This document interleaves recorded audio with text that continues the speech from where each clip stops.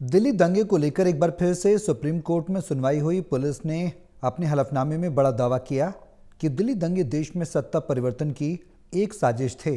इस पूरे मामले में शर्जील इमाम, उमर खालिद और पिंजरा तोड़ ग्रुप के सदस्य गुलफिशा फातिमा जैसे आरोपियों की जमानत याचिकाओं पर सुप्रीम कोर्ट में सुनवाई हुई, जिसे फिलहाल 3 नवंबर तक के लिए टाल दिया गया।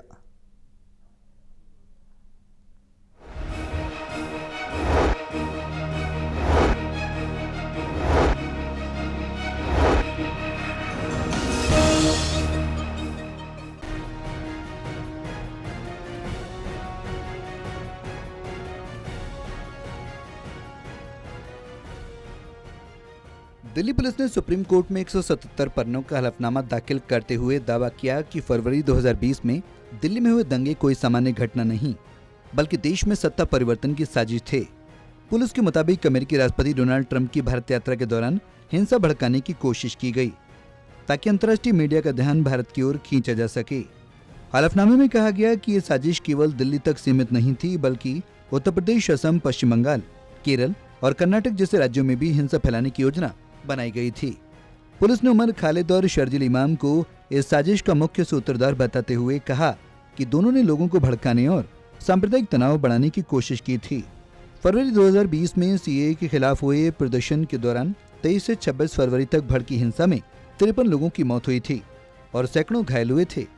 आज सुप्रीम कोर्ट में जस्टिस अरविंद कुमार और जस्टिस एन.वी. अंजारिया की बेंच ने इस मामले पर सुनवाई की। दोनों पक्षों की दलीलें सुनने के बाद जस्टिस अरविंद ने कहा कि यह मामला बेहद महत्वपूर्ण है और इसे सोमवार को पहली सुनवाई के रूप में सूचीबद्ध किया जाए।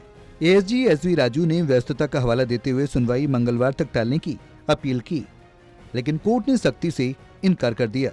सुनवाई के दौरान गुलफिशा फातिमा की ओर से अभिषेक मनु सिंघवी, शर्जील इमाम की ओर से सिद्धार्थ दवे और उमर खालिद की ओर से कपिल सिब्बल ने दलीलें पेश की।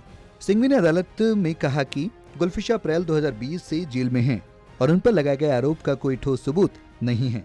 उन्होंने कहा कि जिन स्थानों पर वो मौजूद थीं, वहां कोई हिंसा नहीं हुई थी। कोर्ट ने सभी पक्षों की दलीलें सुनने के बाद अगली सुनवाई सोमवार को निर्धारित की।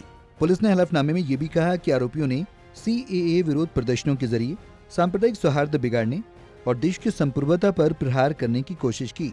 चैट और डिजिटल सबूतों से यह साबित होता है कि यह हिंसा योजनाबद्ध थी और इसका उद्देश्य अंतर्राष्ट्रीय स्तर पर भारत की छवि को नुकसान पहुंचाना था। अब सुप्रीम कोर्ट सोमवार को इस मामले की अगली सुनवाई करेगा। दिल्ली पुलिस का यह दावा कि दिल्ली दंगे सत्ता परिवर्तन की साजिश थे, मामले को और गंभीर बना देता है। सभी की निगाहें अब इस अहम सुनवाई पर टिकी हैं, जहां फैसला कई अहम सवालों का जवाब तय कर सकता है।